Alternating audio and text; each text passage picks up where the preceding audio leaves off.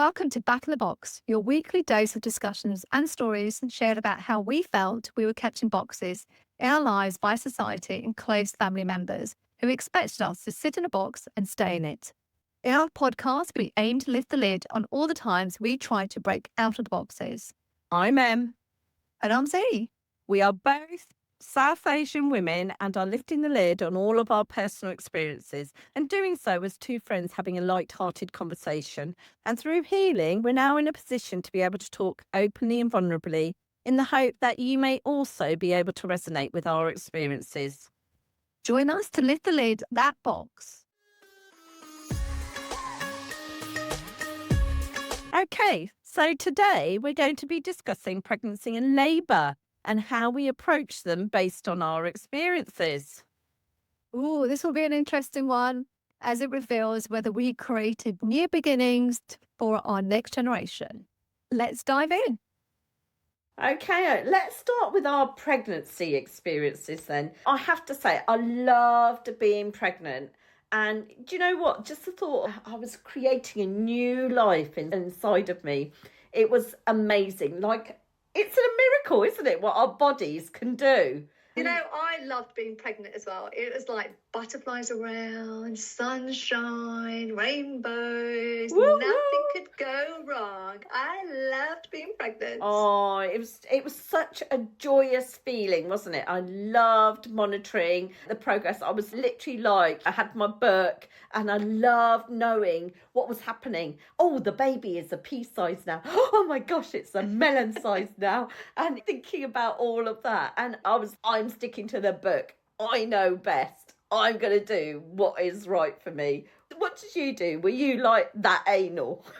Oh my God, I was exactly the same. You know, I actually thought I was going to be like a real hippie. I was like, you know, I'm just going to take it in my stride. And then I found this book. I don't know what this book was called, but I think it's probably the same book that we probably actually, it was like a little seed. And then it was like 3 centimeters and 4 centimeters. And then it grew, you know, like those dinosaurs put in the box and then they grow. It was a bit like that in a book. Yeah. But yeah, I did everything to the book. I was just like, I am not messing with this baby. It's being inside me. I'm going to make sure that this vessel of a body is like the best. Absolutely, yeah. Like we were carrying a precious gift and we were responsible in every single way.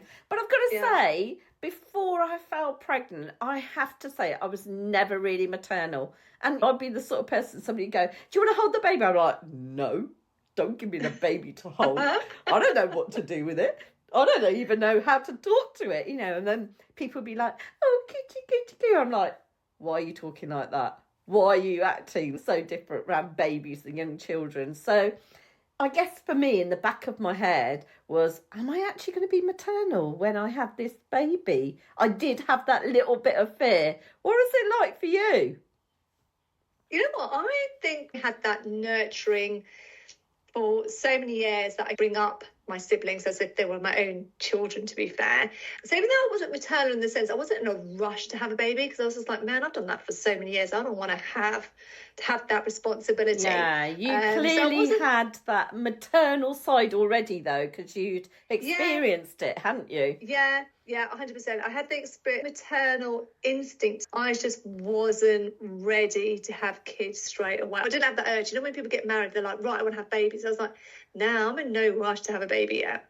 Exactly. I really wanted to enjoy every single bit of my pregnancy, but I still had that fear of, am I going to be a good mum in the back of my head? So let's talk about like when we first got pregnant then. I mean, I have to say I had lots of energy and I was really excited. Like literally I started nesting. That's it. I'm going to make sure I've got everything. Right, well, here's my list. And then when it came to my second pregnancy, I don't know if you found this as well, but in my second pregnancy, I was just like, yeah, you know, I know what I'm doing now. It's all right. I didn't feel so constrained or thinking I have to stick to the book because I sort of knew what to expect. So it was a little bit different in my second one from my first one. What was it like for you? I don't think I did any of that nest. What do you mean by nesting? I was proper into it. Yeah, decoration, get everything ready, have my list of things. This is what we're buying. This is what I would like in the room for the baby. Yeah, All that Nah. was So there. no, I was the complete opposite. I was excited to be pregnant. Like I was in this kind of like bubble. Everything was all like pink and glazy and everything was all happy. But I was not a nesting type, if I'm completely honest. I'm a very last minute type of person anyway. So I don't like structure in my personal life. I don't like to-do lists or anything like that. I just don't do any of that. So I'm like, 9 months is a long time. And I was just like, I'm not thinking that far ahead. If it was like literally 2 weeks before, then yeah, I'll start buying things. And it probably was, I would say, like a month before I was supposed to give birth that we started getting things, but nothing before. I mean, I would probably walk around the shops and look at baby grows, but not buy anything. I just never thought that far ahead. I just don't think that far ahead. I think the second one, you're right. I think the second one, I felt it was more like an accessory. It was like, come on, you held it like a handbag, basically, while you're kind of like running around the first one. So the second one did feel like an accessory, and definitely a handbag, because you just pick it up and you go. Yeah, I think my second pregnancy, I was actually really, really tired because I had a really young baby. So I fell pregnant with my second when my first was 6 months old. I did want them to be really close together, though. Probably not as close as what actually happened. Because my sibling and I are really close in age, I had an instant best friend. So I always had this image. I wanted to have my children close together. Right.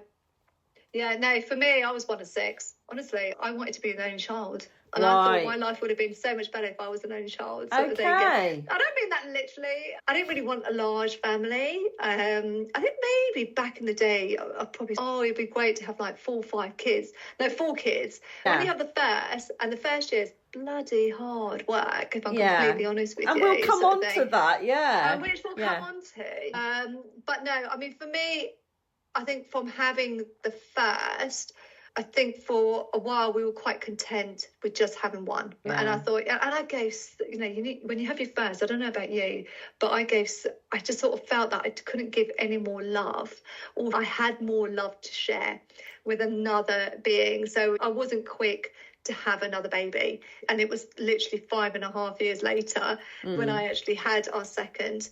I wasn't in a rush to have another child. So no, for me, no, not really. Well, it's funny what you say. It's not like you're sharing the love. It's literally like your love expands and grows the more children you have. And I never really understood that, because I remember when we were younger, and I remember asking my mum that question, Mum, how can you love all of us the same? And how can you share that love? And she said, it's not like that.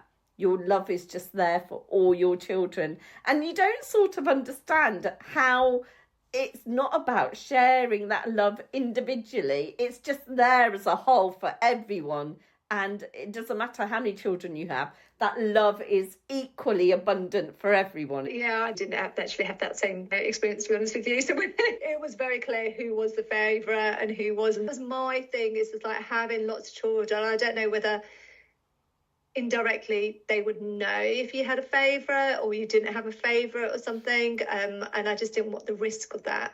I didn't sort of feel in our family there was love equally shared. There was clear favourites. And the oldest boy, 100%, golden child, he would always be the favourite. So, didn't really get that. If it was love for all, then yeah, I probably would have had more and probably had them closer. So it seems like, your experience of your childhood then impacted on how many children you wanted and what you wanted for yourself going forward. I think I wanted a life as well. I didn't want to be one of these mums that was just literally tied to their kids forever and doing everything for their kids. But let's go on to the pregnancy. I must say, I felt like a model. My face and skin was all glowy, and my hair just took on its own sort of personality, really. I mean, it just got so lovely and thick. I loved it. That pregnancy glow definitely was there for me. What about for you? I don't know. I'm not so sure I noticed that sort of thing. I think I was just quite happy just being pregnant. I don't think I noticed whether my nails grew more, whether my hair grew more or anything. And which I was quite happy about is the fact that I didn't need to actually go into any pregnancy clothes. I was quite lucky. It was just a bump and that was it. So then it was just like I kept my clothes, apart from I'll put a long top and I undo the top button and the zip. Yeah. Oh my gosh. Took the top off, it'd be like, oh my God, you don't want to be seeing that. So from the back, you just looked like your frame as it was, really? On my first child, 100%. I did not look like I was pregnant from the back. But from the front, that's when the belly was growing. So mine, I actually put on weight all over in both pregnancies. So, yeah, it was a little bit different. But what about morning sickness? Did you get morning sickness at all? I think I did for the first trimester. I got morning sickness and the smells got heightened. So anything that smelled like chicken. I remember at the time I used to eat so much chicken. We would only actually have chicken most days. But the smell of chicken, either cooking or just any type of chicken, it made me feel sick. Or cheese, the smell of melted cheese made me feel sick as well. It'd be like the really oddest of things that I would have normally before I was pregnant, that all of a sudden there was no way I could eat it. Yeah, it's really interesting actually, because I wasn't really physically sick a lot. I just had that queasiness feeling, like seasickness type thing where you feel queasy, but are not actually sick. But it's interesting what you say about smells. So I remember, for example, we had washing and it was drying. I could smell the washing powder. And the other thing was similar to you, the smell of cheese. I mean, once I remember we'd bought pizza. The pizza was on my lap, driving home in the car. I'm like, I can't take this. It's actually making me heave, I'm dry retching with this pizza. And literally I said, no, stop the car. Got out of the car, was sick, and then got back in the car, got home. I was like, oh yeah, I can eat the pizza now. So then I had the pizza. But it was just the smell had been overwhelming. Oh my God, that's so crazy.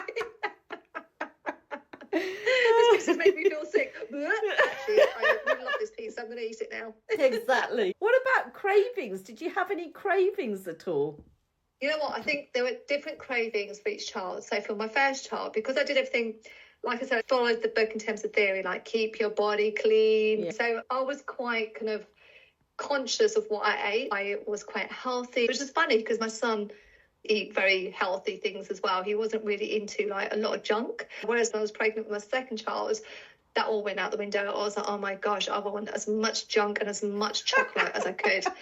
Give it to me. And lo and behold, I found out it was a girl. So I thought, this makes sense. And fizzy drinks. I used to hate fizzy drinks, but I had a craving for fizzy drinks. So we would literally go to Costco and get these multi-packs. It was lemonade or something. I can't remember what it was.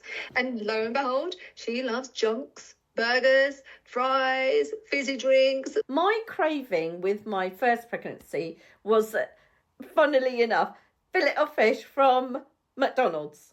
So I love that. I mean, it'd be like, no, I need it. I need it now. It's in my mouth. I can taste it. I need it. I've got to have it. So whatever time of day, we'd be like driving there, getting that. And I also had Coke at the time.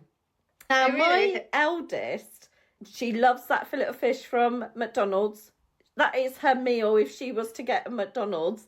And she loves Coke. So that's really interesting. And then my second pregnancy, I was all about the spice in the second pregnancy. Get spicy. And I loved my Chinese food with chilies. And my youngest is really into Chinese food. She loves spicy food. Isn't it really strange, isn't it? Yeah. Like having the baby inside you and the cravings you actually have, and then years and years later, they still actually have those same foods. Yeah, exactly. With my youngest, I wasn't really into Coke. I really like drinking milk and water, and she doesn't like fizzy drinks. She never drinks them. I never drink them anyway. It was only during pregnancy that I had them, but she doesn't like fizzy drinks at all. I think we get a gauge of what our children are going to like, because what we've had are cravings for. Yeah, or maybe it wasn't our cravings, maybe it's them telling us Could what they be. actually want. Well, we are linked together, aren't we? Thinking about how you shared the news, I mean, I was very, very cautious, and I didn't want to really share anything until we knew that we'd got to about 3 months, because I just wanted to know that actually this was going to be a baby, because sadly a lot of couples and mums lose babies and have miscarriages early on. So I didn't want to preempt anything like that. But once we got to the 3 month mark, we were telling everybody, and I have to say it was received really well by everyone, because this was going to be the first grandchild on both sides. And also, I don't know if this is like a Indian thing, but my in-laws were absolutely convinced that I was going to have boys because it ran through their family. And secretly, I was hoping for a girl. In fact, I wanted 2 girls close together in age, because that was going to be similar to me and my sister, who are born within a year of each other. And we did everything together like twins. Yeah. In fact, I don't know if you know this, but when you're born within 12 months of each other, it's called Irish twins. So I did not know that. Yeah, that's what my sister and I are like. That was very interesting. But I also remember in previous episodes, we talked about the husband. I remember he didn't make me feel special at all during the pregnancy. I mean, he actually said to me, don't think you're special just because you're pregnant. And when I look back on it, I think, oh, wow, you were all about yourself. And I was growing our baby, part of you, part of me in me. There wasn't really that support or understanding about the changes that I was going through, or the tiredness that I was going through.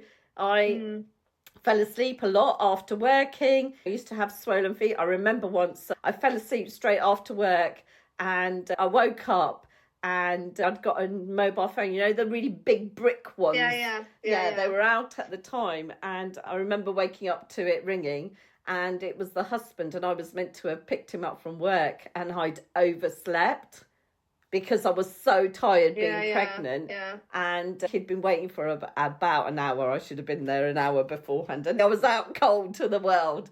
And there was just this like complete lack of understanding. So when I picked him up, like I've mentioned before, the silent treatment, and really getting very annoyed because it had impacted on him being picked up, rather than thinking about, well, she's pregnant and she could be tired. That's why that's happened. But a lot of the time, I think I just lived in my own bubble of happiness and awe and wonder that this life is growing inside of me. Did you know that you were carrying girls when you were pregnant? I mean, did you find out the sex of the babies? I never wanted to know the sex, because I thought women go through a lot in pregnancy and labour. And actually, I want it to be like a nice surprise at the end. Okay. So I don't want to know beforehand. It's like opening a birthday present before your birthday, isn't it? Yeah, no, the reason why I wanted it to be a surprise. Whatever I had, I guess, you know, for me, having a healthy baby was important, but secretly I wanted girls. The reason why I ask is I wonder, like, if he knew it was going to be a girl, he wasn't as considerate to you, whereas if he knew it was a boy, would he have been different? But because you didn't know the sex, it didn't really matter. He was just like that anyway. Yeah, he was. He didn't really value anything about it. I mean, to other people he was showing off, oh yeah, she's pregnant, whatever, but in the house secretly clearly didn't have that understanding or empathy or, you know, any type of care about whether I was pregnant or not. Right, yeah. Well, good riddance to him. Absolutely. What was it like for you during pregnancy? Yeah, so I was of the same mindset, you know, past the 3 months, you know, because you sort of say when everything's all safe, and then we'll find out. Honestly, right, I remember doing the pregnancy, and we were both in the toilets while we were doing it, so weeing on it. I was like, okay, it's quite pregnant. Let's do another one. Let's double check. Have I read it right? Is it right? Yeah, totally. So we must have done 3. And we're like, okay, we're just not going to say anything, right, until we've actually got it confirmed from the doctors. My husband cannot keep a secret, honestly, right? He was on that phone straight away to his family. I love that. Oh my God, we're having a baby. Woo, He was woo. well excited. Aw. It was unbelievable thing. So it was nice. But I was like, oh my God, we're supposed to wait, because you don't know what's going to happen. But no, he was way excited. And, I knew from that day he could not keep a secret. But that just shows how excited he was with having a child. That is amazing, isn't it? It's so lovely. 100%. But I was just like, man, just wait. So for me, it was first grandchild on my side of the family. And we did find out the sex that I wanted to know. Yeah. Not for any reason. It's just, I think it was just the first pregnancy, and I just thought, it'd be nice. So we found out it was a boy. I think I always wanted a girl. I'm not going to lie, I've told my son this already. We would actually put him in like pink baby greys and Power yellow baby greys, because I was like, you look so cute as a girl. We all know that for Asians in general, boys are golden. Boys are like, oh my goodness, this is the best thing. I mean, traditionally for Indian families, people give out these Indian sweets, laddus, to everybody. And nowadays they do pink laddus for girls. But literally, I mean, they only used to give the sweets out for boys, because it was thought boys are top. If you've got a boy, you've made it. Yeah, it's so true. Yeah. It's so true. It's funny though, because as time has gone, us sisters, we all craved girls. Yeah. Always wanted to have a girl. So one of my sisters, she's got 3 boys, and she had her last pregnancy at 48 because she wanted a girl. Okay. She was desperate to have a girl. So I think times have changed where women, I think, probably want more girls for themselves. But yeah, totally get it. I think in Asian families, traditionally, boys were golden. I know when I gave birth, the first phone call I made was to my dad. The fact that I've given birth to a boy. That was when my exclusion from the house had actually been broken. Wow. And I was allowed to come into the house. Oh, so my gosh. Really was the proudest moment for me, was having my congratulating me. And feeling really accepted, wasn't it, as well? As a whole. As a person. Yeah. But your son allowed that to happen. It opened up those gates really for you, didn't it? Yeah, definitely. But I go on to the labour. The labour, wow, yeah. We don't want to put anybody off, but actually it's not as bad as what we make it out to be, because in the once you've got the baby, you sort of forget about it all, don't you? Well, you got to. Yeah. Grit your teeth, carry on. Got a baby, keep calm, carry on. That nightmare is over. Yeah. So I was really lucky to meet loads of lovely people during my pregnancy as well, where we had parenting classes. So that's prepared us about the sort of things that might happen in labour and putting together birthing plans. But I have to say to you that, you put all these plans in place, they never go to plan labour pregnancies, do they? So you've got to really have a flexible mindset and be ready to adapt, don't you? Absolutely. Yeah. Absolutely. But did you actually enjoy those NCT classes? Did you actually enjoy those kind of groups? Oh, we had a great time. So we'd go to these NCT classes, and there was probably about 5-6 couples. We actually got on really well together. We'd have a laugh, pretend to bathe the baby, do all the pushing and this and the other. Then we'd all get together and go to the pub afterwards and chill out and have a drink, not a proper alcoholic drink. But it was really a lovely supportive group. And in fact, one of the other couples, they had their baby on the same day as myself, and she was in the bed next to me. So we had a good laugh. And we used to meet afterwards as couples with the babies and the car seats as they got older. And then it sort of peters out, doesn't it? But one of the couples that I met in the parenting class, we're good friends. I'm really good friends with them still. And our children are really good friends as well. So it's carried on all of this time, and it's beautiful because it's that friendship where we as mothers and parents and children have been able to understand and experience the things that everybody goes through and talk about it, which has been good. Oh, that's kind of completely different to me. I enjoyed the NCT class. I went with hubby. I wasn't interested in mixing with anybody. I was just like, man, I have nothing in common with these people apart from the fact that we're pregnant, sort of thing. So, yeah, I would go in and go out. I wasn't really a groupie. I wasn't really into groups and meeting other mums. And I don't know, maybe there was a bit of the fact that I found mums quite judgy, like, oh, how big's your bump, or what are you doing for here, or what are you doing? It was like, man, I don't care, just get out my face. So it was just like, it was completely different for me. So for me, I was just like, I was so not interested. But it's funny, it worked out really well for you. I hear a lot of stories like yours where people love it, they make lifelong friends and I'm like, man, how do people do that? I think it's sometimes the luck of the draw, the people that go to these groups, isn't it? Yeah, and probably more about you, as you're probably very good at making friends, where I'm just like, oh, I'm not that brilliant, actually. I'm just like, man, you gotta leave it, man. Yeah, Z, you know I love to talk. I mean, I can talk forever. So let's go back to the labour. You know, the first time I was on my due date, I remember my stomach starting to contract. I could feel it like stretching in and out, in and out. I was like, oh, this is it. Phone everybody. Oh my gosh, it's happening. We're going to go to the hospital. Get to the hospital and they're like, sorry, it's Braxton Hicks. And I was like, what's Braxton Hicks?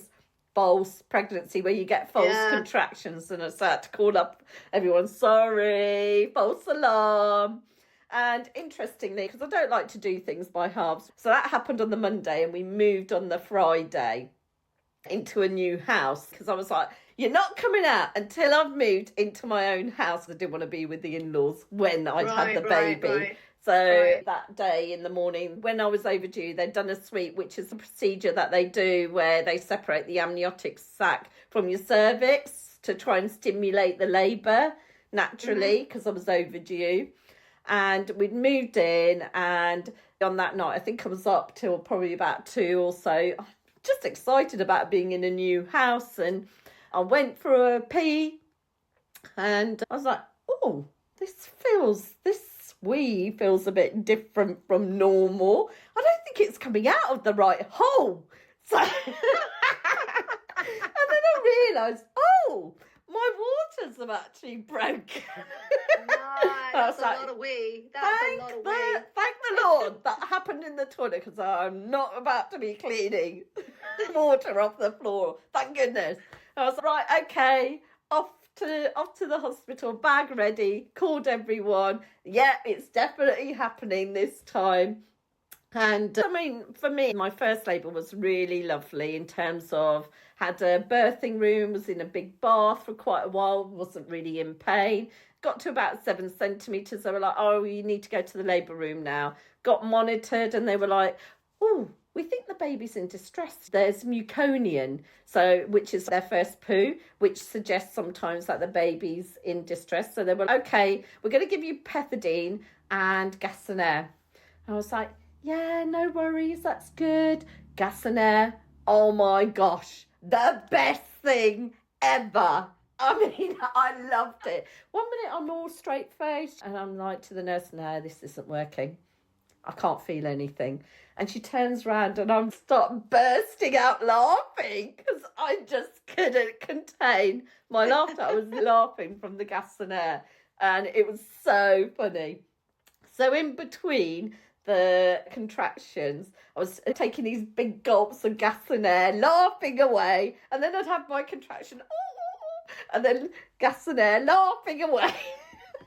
So I don't remember the pain being too bad, but I remember when the baby crowned, so you could see the top of the head, and all of them went, oh my gosh, there's so much hair. Oh, really? Yeah. So I was so excited. And then they were, okay, you've got to push. And I thought, okay, I'm going to push. And they were like, right, don't push now, don't push now. And I'm like, I can't help it, I've got to push. And they're like, no, hold on. And it's literally like, you know, if you were having a dump and you're trying to hold your poo in. And you can't because it really wants to come out. Yeah. So unfortunately, I did push when I shouldn't have done. And out popped my firstborn 9 hours after my waters broke, and 1 hour pushing, and there she was, absolutely beautiful. These gorgeous big black eyes just staring at me. Yeah. Lovely little hands and feet all scrunched up, and I had the newborn babies on. Yeah. And I just fell in love with her straight away. I was like a fierce lioness. She is my baby. I'm going to protect her, and I'm going to do the best. She's not coming out of my sight. She's literally going to stay in my sight the whole time. So, yeah, that was my first labour and experience. What was yours like? You know what? My firstborn was actually on the due date, and I think only 5% of women actually give birth on their due date. So I was like quite chilled. In the morning, I actually got my hair blow dried, got my manicure and pedicure done. You do the whole defuzz thing, you know, because you've got to do the defuzz down there as well. My food were like totally waxed out, and I was like, it was like having the cleaners come around when you clean before the cleaners come down. Exactly. Get it all sorted. Like, nobody is going to looking at my manky nails. I think everything's going to be polished up. So good thing I got my hair done and my nails and everything, because literally I went into labour that evening. It was a little bit more complicated when I went into labour. It wasn't as straightforward. So the baby actually wrapped the umbilical cord around his neck. It was a little traumatizing for the little papa. So I had to try loads of different positions to try and get the baby out. So normally you sort of see, you know, the stereotypical on your back and you're pushing out. Yeah. They were like, okay, we'll turn around. And I had to turn around and push downwards as well, squatting, and then try and push out. And then that wasn't working. And then back onto my back again, and then pushing out with that. Eventually, it took a number of hours, and then he came. But yeah, I mean, it wasn't that bad, but it was quite traumatic for the baby himself, as he actually had the umbilical cord wrapped around him. And that must have been worrying for you as well, to hear that. I don't think they actually tell you until after. Right, because I don't think they like make you really anxious. Yeah, exactly. All they tell you is that you're going to push now, or you can't push now, but you're going to turn around. Like, they just direct you in regards to what to do, and a lot of pushing. But like you said, all the plans that you actually have, particularly on the NCT, when they're like, oh, you breathe in, it's like, there's no breathing going on. There's a hell of a lot of screaming, and that's about it. So, if anything, there needs to be some training on how to scream without killing your throat. So I think the pregnancy, looking back, wasn't that bad in comparison to what other women go through, but it was a bit traumatic, I would say, for the baby. So the second one, I would say, was really quite easy. Okay. So, you know, you were talking about the pushing. Well, you know, I said I did not listen and I pushed when I shouldn't have done because I couldn't help myself. Well, the worst thing was that I tore. And nobody talks about this, do they? Nobody tells you about that sort of side of it. And did you know that 9 in every 10 first-time mothers who have a vaginal birth will experience some sort of tear or episiotomy, you know, where they actually cut you properly. Okay. And, while we're discussing facts, I might as well share this one with you as well. Did you know that up to half of women who give birth vaginally actually poo during the labour? You never know. Yeah. Really? Yeah, well, I can they actually understand. poop on the bed? They poop on the bed, but they all clear it up, so you never know that you've actually pooped. You won't know, I won't know if I pooped during labour, but apparently it happens. So there you go. No, the smell must be there. I don't know. Or maybe because, like, you're pushing, you're in that thing, maybe you don't even smell it. You're just Who like, knows? whatever. You're in the zone. You're in the pushing. zone. Yeah. Anyway, let's go back to this tear that I had. Yeah. You talked about the screaming. Well, did I scream then? So the gas and air, I was still being given that, and the surgeon came along and he's like, right, we're going to have to, sorry, you know, you've got this really bad tear. We're going to have to sew you up. And so I'm on the gas and air. And he's just looking down and I start screaming. He's like, I haven't even done anything. I'm not even touching you. I'm screaming away. And then he goes a bit lower and I'm screaming. I mean, literally, like, I think worse than labour was actually being sewn up from the tear. I mean, I screamed. Well, I couldn't have, they can't do any more numbing of that area for you. Right. So literally, like, you know, all I had was gas and air. And, Yeah, I screamed the whole way. I mean, the surgeon, poor thing, his ears and everybody else is in the room. I literally screamed my lungs out more then than I did during the labour. But No. yeah, it was crazy. Oh, that's so funny. Yeah. But going on to my second labour, and my second labour was actually an emergency caesarean. So really different from my first. It all started with just a little bit of background to my second labour. So I fell pregnant 6 months after the first one. So I was thinking, okay, they're going to be about 14, 15 months apart. That's not a bad age, actually. That's all right. But at the time, if you've heard the previous episodes, a lot of things were happening with my then husband, and a really quite traumatic time for me in terms of just the sort of negativity and abuse that came along after I got pregnant the second time. And it made me really upset. I had this nesting instinct again. I wanted to do up the room. And I remember he didn't help me to decorate. I was literally climbing up ladders and wallpapering myself and decorating the baby's room myself. And I remember I got a single bed delivered for my elder because I wanted to get her out of the cot beforehand.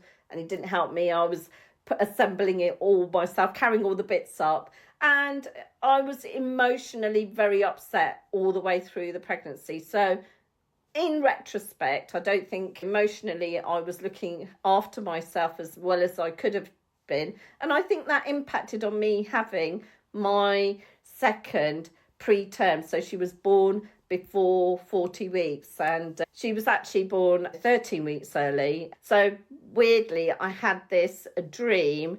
And it was after I knew that I should be getting movements, but I wasn't getting as many movements as I should be. You know, like we all know that the baby should be kicking. So subconsciously, it must have been in my mind.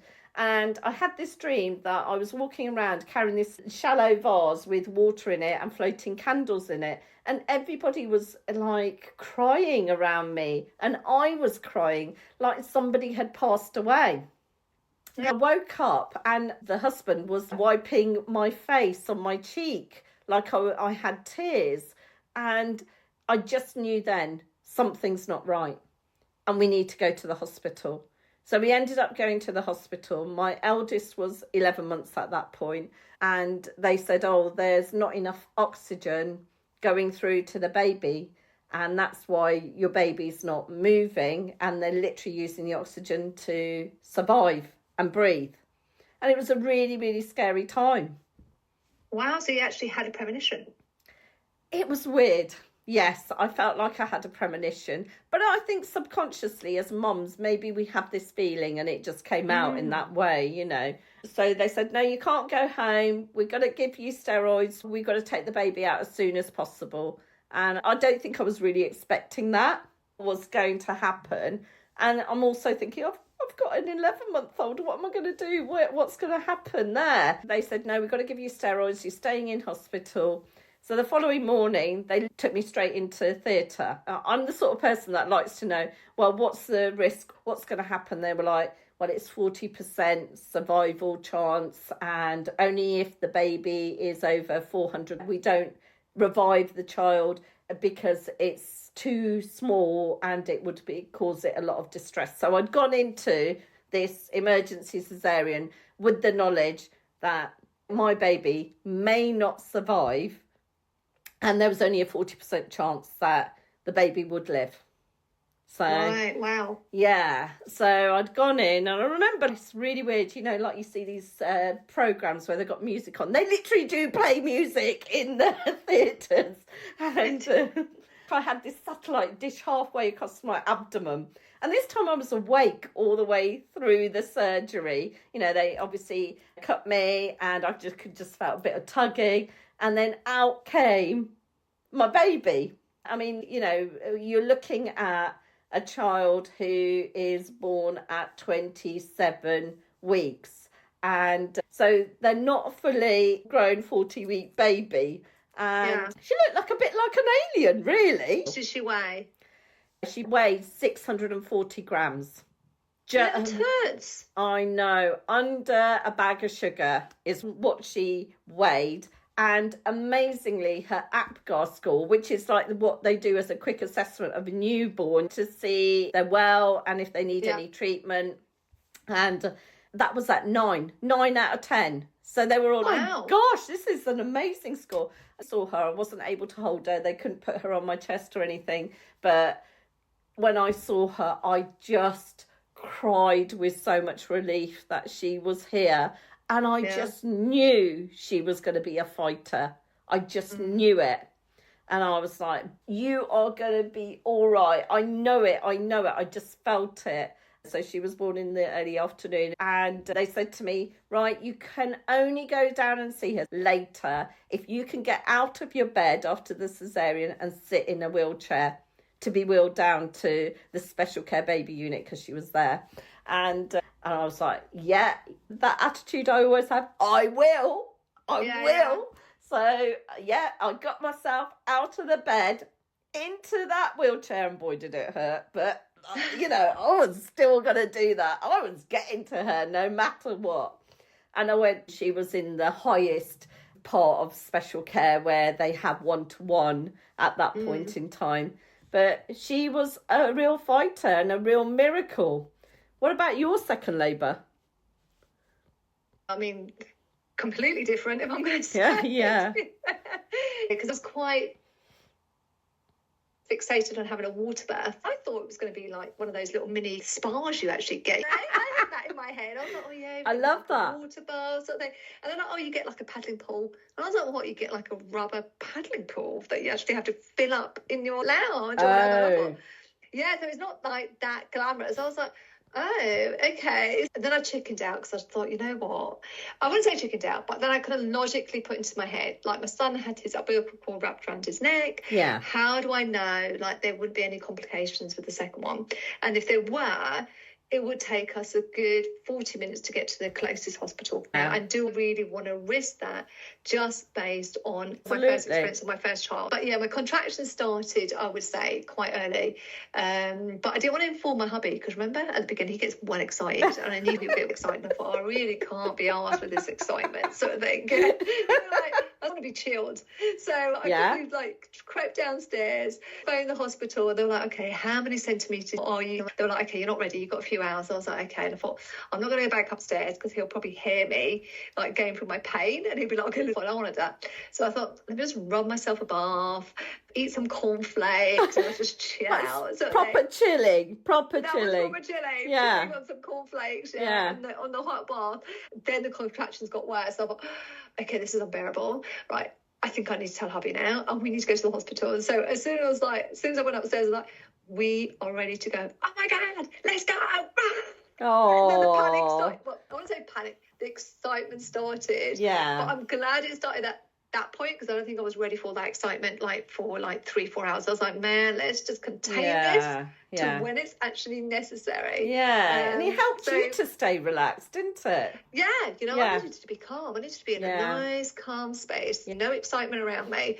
But yeah, water to break on the way to the hospital. I would say. And then within 4 hours, the girl was born. Oh, quick how lovely. She was, it was pretty easy. Yeah. It was a lovely, I wouldn't say lovely, but it was an easy birth compared to the first one. And it was really quick. Yeah. It was really quick, yeah. She was a lovely little bubba. But nothing prepares you for when you get home though, does it? No, it doesn't. And I remember the day that my youngest came home was actually really lovely. It was on my birthday, which was so nice. I know, a lovely gift to have that my youngest, who had been in special care for a number of months, and trust me, at that time it's so hard when you've got one child at home, one child at hospital, and I felt torn between both of them and wanting to spend time with both of them, and that guilt that I wasn't there with my youngest in hospital, and then that guilt that my eldest didn't understand, and I took her in and she got a chance to be with her sibling and bathe her at the hospital. But it's so hard not having both your children, especially when you've given birth together. And when I went to collect my youngest. Like you were saying, I took my eldest with me and actually bought her a baby and a little toy car seat. So when I carried my youngest home, she carried her baby and car seat home. Oh, that's so cute. Well, it's just to give her that feeling that she also had something that she was bringing home. And I actually remember I did this because my mum had said when I was born, remember my sister and I are Irish twins, and so are my children as well now. They're Irish twins. But she had actually given me a doll to carry home when she'd brought my sister home. And I thought, oh, that's such a good idea. I'm going to do the same. So I did it. And it was actually a really lovely thing to do. Oh, that's so sweet. But it was nice to actually have that bonding. So she was able to actually sort of relate to whatever you were doing, and the same as she felt included. Exactly. And then after the baby comes home, I think nobody prepares you. Yeah, absolutely. I think that's a good point for us to actually finish on. Let's now take a breather and look at reflecting and giving that advice to our younger selves like we always do at the end of the episodes. Let's think about what we would say to our younger selves through pregnancy and labour. What advice would you give to your younger self? Yeah, I would definitely say enjoy every minute, especially your first pregnancy. When you get to your second one, you've already got a baby, so it's a little bit different. But look after yourself and baby, the nutrition, your well-being, your mental health. Make sure that you're looking after yourself 100%. Get the rest before the due date. Sleep as much as you can. Get that rest in. What I would say is, defuzz, have a pamper day, get those bags ready. What I found really useful, somebody gave me this advice, I know it sounds really obscure, is get disposable pants. Man, you can just rip them off and throw them away. It's so much easier, especially if you have stitches or, you're finding it tricky. So do that. But prepare for having sleepless nights, and see if you've got any help. If you have visitors, if you have offers of help in particular, get that help. Help yourself as much as you can, because it helps when you have time with the baby. And I think the other thing, if you're living in that sort of traditional environment, is only have visitors when you're ready and by invite only. Having good routines is really, really important as well, just to help yourself in terms of sleep and structure around everything. But definitely take time for yourself once you have the baby, not just as you as a mum or a partner, but for yourself. And that's more than just having time in the bathroom. So don't feel guilty about it. This is when you're putting your oxygen mask on and re-energizing yourself to be the best mum that you can be, to show up for your children. If you are going through pregnancy and you're feeling something's not quite right, you've got to act on it. Like when I had that dream, I acted on it. I'm so glad that I did. But it's definitely important to listen to your body and think about what is right for you, and go and ask for medical advice and help. If you're worried about something, always ask. There's no harm in doing that. It's better to ask than not. Okay. So what about you then, Z? What would you say to your younger self? Yeah, I would definitely say all the things that you mentioned. But I think just kind of trust your instincts. I think we have so much information around us, so much expectations set in regards to what a good mother should be, what great parenting should look like. There's comparisons everywhere, down to like how large your bump should be, how much weight you've put on, or how you should look during pregnancy, even down to whether you breast or bottom feed. So personally, I would say forget about them. And I do seriously mean that. Put them aside and remind yourself of your own qualities. Focus on your kindness and your love and breathe that into your child. Forget about the theory. This is about practicing who you are and giving that love to your child. Everything will follow. Beautiful.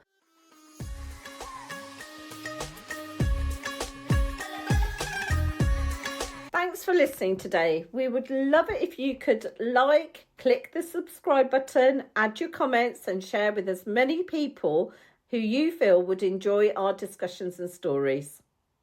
We would so love to hear your stories. So email us anonymously or with your first name. Any stories about being in the box or getting out of that box, our email is in the link below. We can't wait for you to join us next time, where we'll be discussing those early years and teenage years. Oh, what happened? Were there more boxes? Join us to find out. Gosh, I can't wait for the next episode again. I'm so excited. We have so much to share.